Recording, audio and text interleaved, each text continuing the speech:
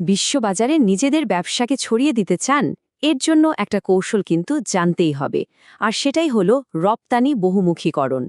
চলুন আজকে আমরা ঠিক এই ব্যাপারটাই সহজ করে বুঝব। তো কি থাকছে আজকের আলোচনায়?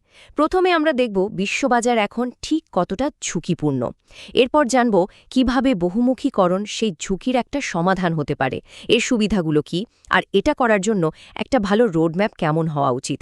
আর সবশেষে এই পুরো যাত্রায় একজন বিশেষজ্ঞ কিভাবে সাহায্য করতে পারেন সেটাও আমরা দেখব। চলুন শুরু করা যাক। আচ্ছা, প্রথমেই বুঝতে হবে আমরা ঠিক কোন পরিস্থিতিতে আছি।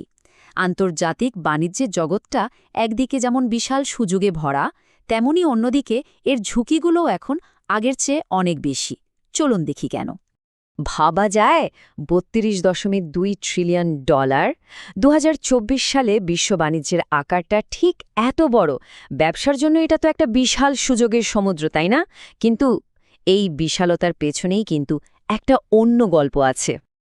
এই যে বিশাল বাজার, এটা এখন বেশ কিছু বড় বড় চ্যালেঞ্জের মুখে পড়েছে। যেমন ধরুন, সাপ্লাই চেনের সমস্যা, মানে ঠিক সময়ে কাঁচামাল বা পণ্য আসছে না।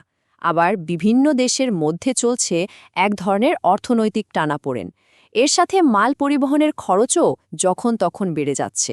সব মিলিয়ে বাজারটা এখন অনেক বেশি আনপ্রেডিক্টেবল।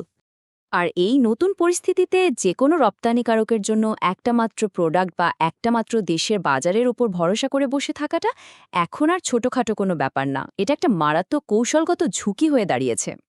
এর সবচেয়ে ভালো উদাহরণ হতে পারে আমাদের বাংলাদেশ। দেখুন, তৈরি পোশাক খাতে আমাদের রপ্তানি প্রায় সবকিছু। এটা কিন্তু পরিষ্কার দেখিয়ে দিচ্ছে যে কিভাবে একটা খাতের ওপর অতিরিক্ত নির্ভরশীলতা একটা দেশের জন্য বড় ঝুঁকি তৈরি করতে পারে। তাহলে প্রশ্ন আসেই, এই যে অতিরিক্ত নির্ভরশীলতার ঝুঁকি, এটা থেকে বাঁচার উপায়টা কি?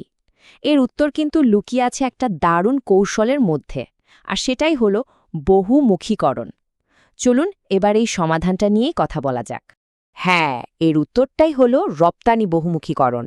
খুব সহজ করে বললে এটা হলো ব্যবসায় ওই পুরনো কথাটা মেনে চলা, মানে সব ডিম এক ঝুড়িতে না রাখা। এখন বহুমুখীকরণ মানে কিন্তু শুধু নতুন দেশ খোঁজা নয়, এটা আসলে 4টা ভিন্ন উপায় করা যেতে পারে। যেমন আপনি নতুন কোনো প্রোডাক্ট আনতে পারেন, কিংবা নতুন কোনো দেশে বা অঞ্চলে ব্যবসা শুরু করতে পারেন। আবার বিক্রির জন্য নতুন পথ যেমন অনলাইন বা ই-কমার্স ব্যবহার করতে পারেন। আর সবশেষে নিজের কোম্পানির ডিজাইন, ব্র্যান্ডিংয়ের মতো দক্ষতাগুলো বাড়াতে পারেন।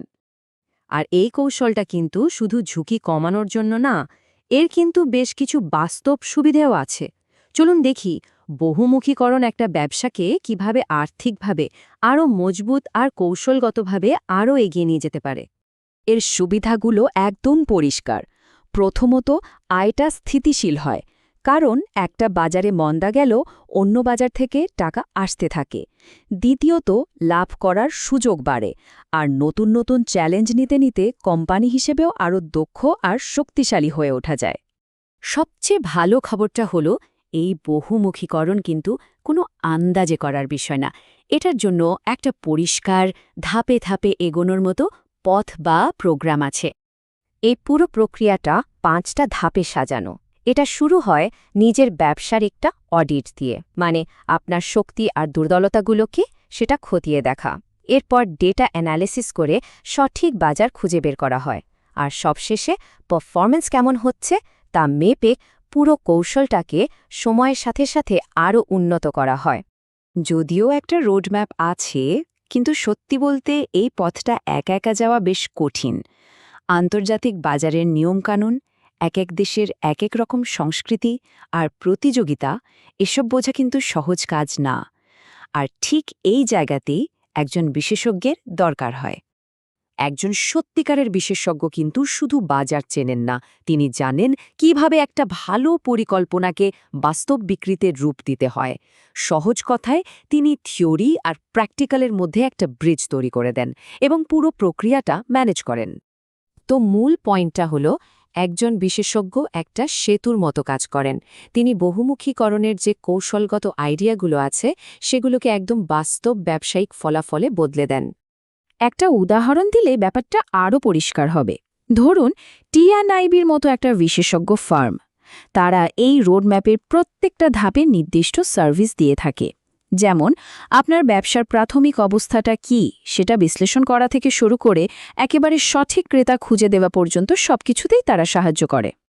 আর এই ধরনের পার্টনারশিপ যে কতটা কাজের সেটা তাদের ক্লায়েন্টদের অভিজ্ঞতা শুনলেই বোঝা যায়, যারা কিনা বিশেষজ্ঞদের সাহায্যেই নিজেদের ব্যবসাকে বিশ্বজুড়ে সফলভাবে ছড়িয়ে দিতে পেরেছেন। তো সব আলোচনার শেষে আমরা একটা চূড়ান্ত প্রশ্নে এসে দাঁড়াই। আজকের এই বিশ্ববাজারে যেখানে একদিকে বিশাল সুযোগ আবার অন্যদিকে অনিশ্চয়তাও অনেক, সেখানে কি একটি ব্যবসা শুধু ঝুঁকির জন্য তৈরি হবে নাকি যে কোনো পরিস্থিতি মোকাবেলার জন্য? উত্তরটা কিন্তু পরিষ্কার। রপ্তানি বহুমুখীকরণই হল সেই চাবিকাঠি যা একটি ব্যবসাকে ঝুঁকির মুখে ফেলার বদলে তাকে সহনশীল করে তোলে।